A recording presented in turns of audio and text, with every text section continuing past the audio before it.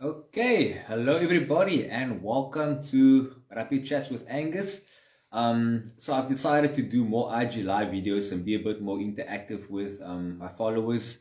I wanted to do it on the other page, but there's not a lot of people following there, so I'm doing it on my main account, and I'll just like post this video to that one.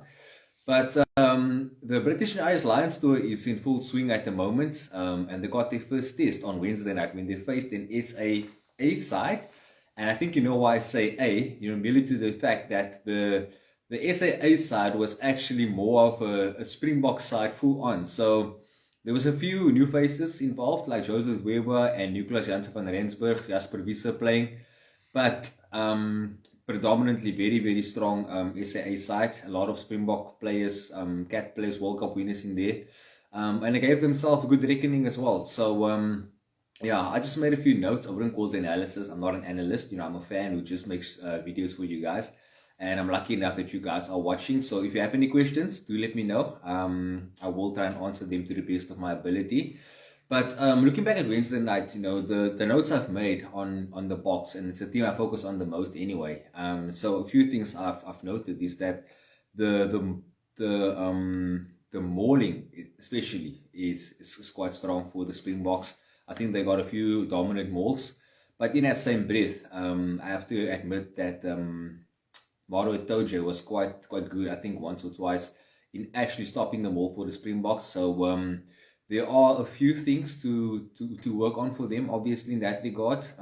But I think the maul in general for the Springboks was quite good. I was quite impressed with the camos of Nicolas Janssen van Rensburg. Joseph Dweber that came on or that started the game, and he played 40 odd minutes. I think he got concussed as well, just like before halftime. That's why he went off, because I feel he had a very good game at the point in time.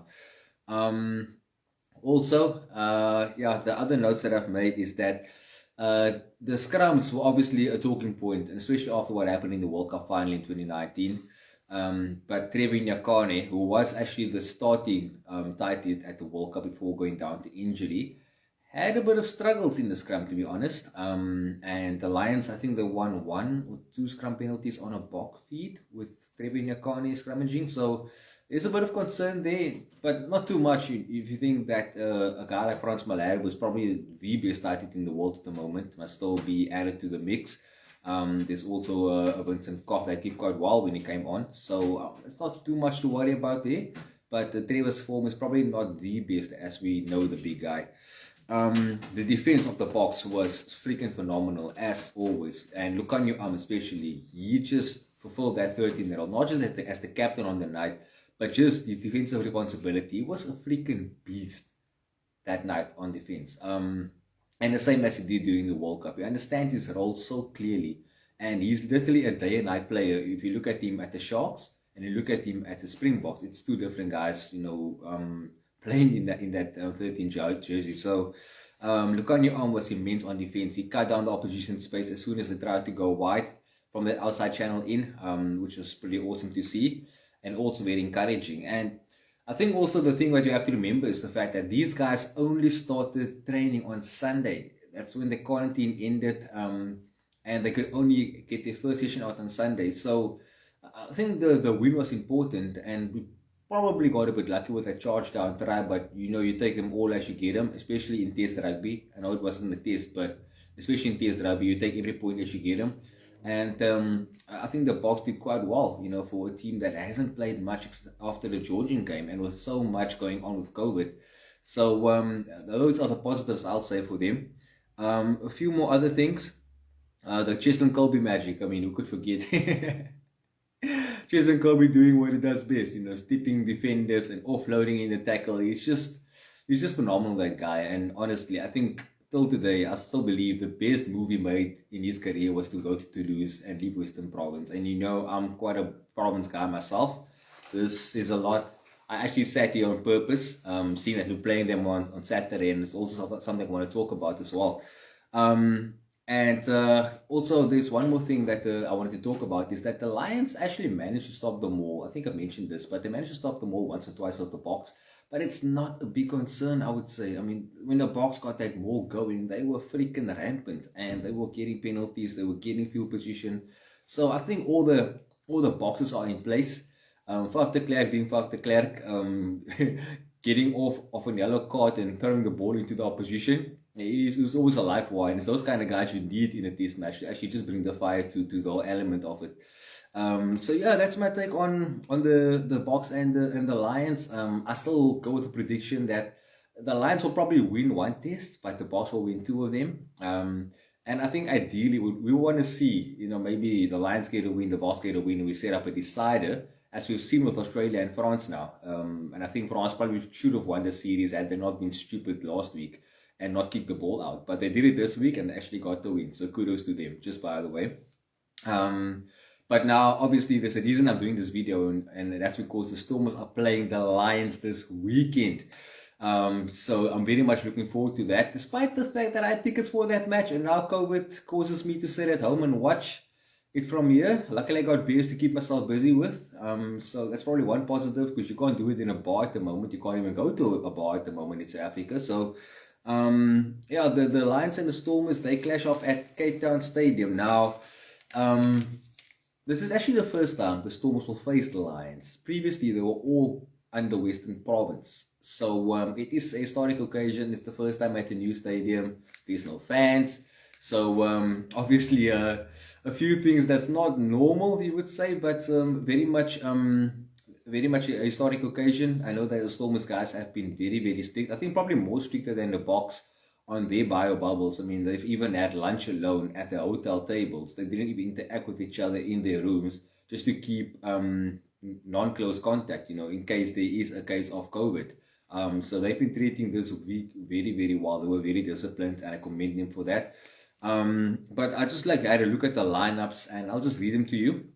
So I'll start with the Stormers team. So we have Sergio Peterson at fullback, Gabriel Sonato on the right wing, Rikus Pretorius on outside centre, Dan Dupe on inside centre, Edel van der Merwe on the left wing, Tim Sweel at fly half, and Gardner Simla at scrum half. Those are the backs. And they will come up against Stuart Hawke, which is the captain of the side, Josh Adams, Elliot Daly, Robbie Henshaw, Duan van der Merwe. So we have van der Merwe both on the left wings. I think it actually would have been quite fun, if one played on the right wing and you'd be like a van der Merwe up against a van der Merwe. That would have been funny, actually. And then Marcus Smith, who just arrived in South Africa, he's going to start at fly off, and he's quite a magical man, a young talent, but freakish as well. He's one of those guys that can literally do anything from everywhere. I think he's like the flower of Cheslin Colby's, to be honest, and he's so raw. I think that's the best part about him. He's raw, he's unpredictable, and he's just everywhere. So I think Marcus Smith could be the key to actually, to the Lions causing maybe the biggest win of the two. I hope not. I hope that this is the game where, if the Lions win, and they probably will, I hope this is the game where they actually concede the least points, of all the provincial games. And that's why my bias traits comes through. But, I mean, what can I do? I'm a Stormer man. And then, obviously, we go to the forwards. Evan Ruiz up against... Wow, this is going to be huge. It's going to be huge. Jack Conan. Evan Ruiz has been so freaking immense. And I know it's probably too late now for him, especially. But I feel this is a guy that can still play himself into a Springbok setup, to be honest. It's a good thing Robin actually asked this question. I think he's a guy, Robin, that can actually play himself into the Springbok setup, to be honest. He's got all the grit that you need. Jasper Wiese did reasonably okay, but I wasn't overly impressed, whereas Evan Roos is more the Dwayne Vermeulen type of eighth man. In terms of the Springbok mold that you want. He's big, he's abrasive, he's got a bit of pace, he's got good skills. So, sorry, I'm just distracted with my cat doing stuff at the bar, but anyway, I was not having a drink. But, he's big, he's abrasive, and he's got speed to burn. Remember when he carried Jaden Hendricks over the line with, I think, about 20 meters to spare. So, he's got everything, but he's very young and he's very raw, but still a lot of work-ons for him as well. But I feel maybe he's a guy that can go on the end of year tour. But I think in this match, especially, if he can stake a claim against the best of the Northern Hemisphere, they will be seriously looked at that guy, despite the result, whatever it may be. And then you have Johan de Tooy up against Watson. and Nama Kaba up against Tyburn. Nama, very much a player that impressed me over the last 2 years. Although he hasn't played much recently due to injury, but he's very much a guy that plays towards the ball. He's very much like Tom Curry, full of energy, always at the breakdown, looking to contest, looking to slow down the opposition ball. So that's also a guy, obviously, that that could in future play himself into contention for Springbok selection. And then JD Schickeling now, he will come up against Johnny Hill. But the conversation I want to have around JD is the fact that, and I actually wrote an article about this, but my boss never published it. But I know why actually, but I'm not going to talk about it. I'm a bit embarrassed actually because I got a few facts wrong. But the thing about JD is he's always been so unlucky when it came to Springbok selection. And with the lock situation that it is, he's always been there. He's been on the 2018 end of year tour with the Springbok. So he's been in a setup. He has been groomed a bit. But injury always struck whenever it seemed like he's going to get selected. And now, again, he's going to get an opportunity against the Lions. And he's going to play against Johnny Hill as well as Adam Beard, which are probably the Lions' second choice locks.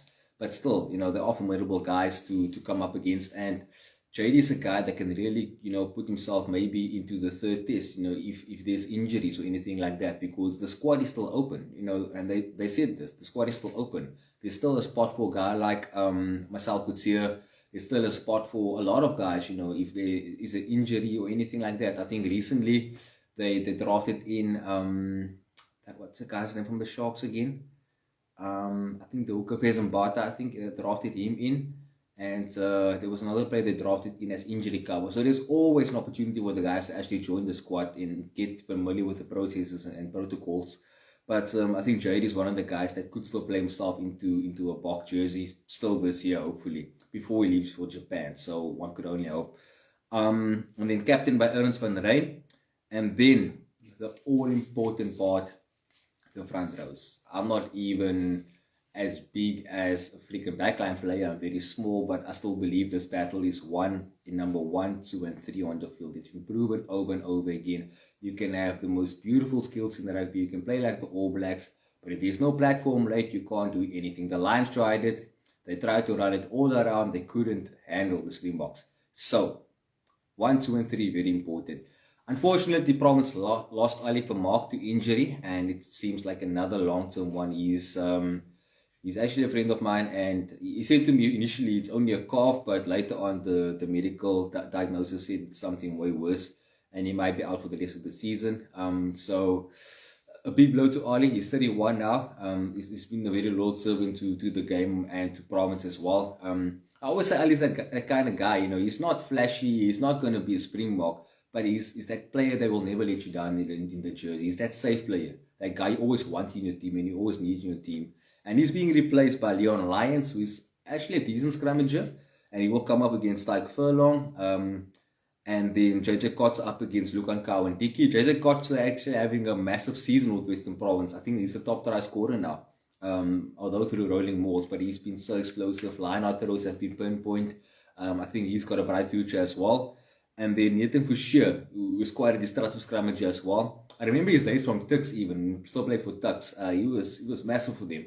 So, hey Betty, I'll tell the cat you want a brandy and cola.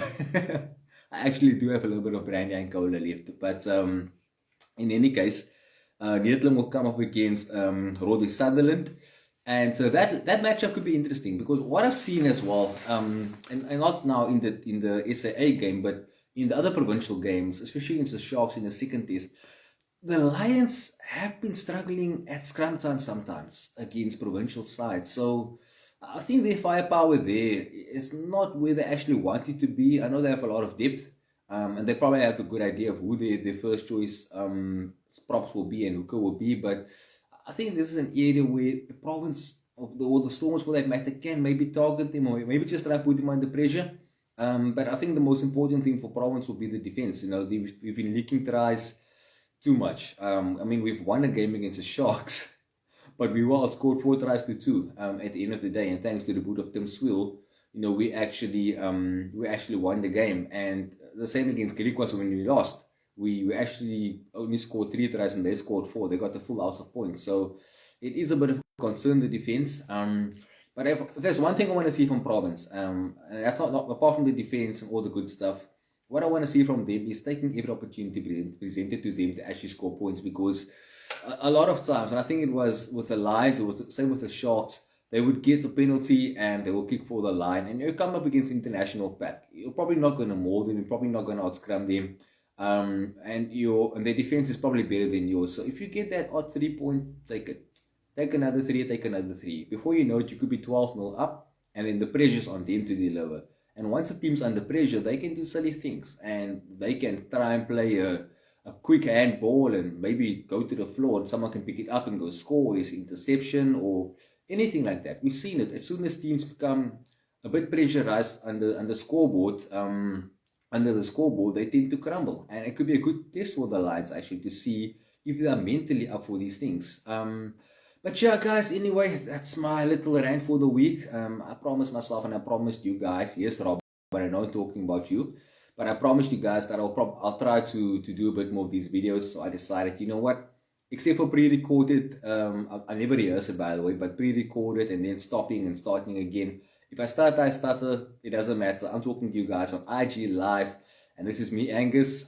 Thanks for the support, guys. Stay safe. If you have something to enjoy this Saturday, enjoy it. If not, have a glass of water. Imagine it's a beer or a brandy and coke, hey, Betty. But guys, thanks for tuning in. Thanks for the support again, and I'll talk to you guys soon. Enjoy the rest of the weekend. Cheers.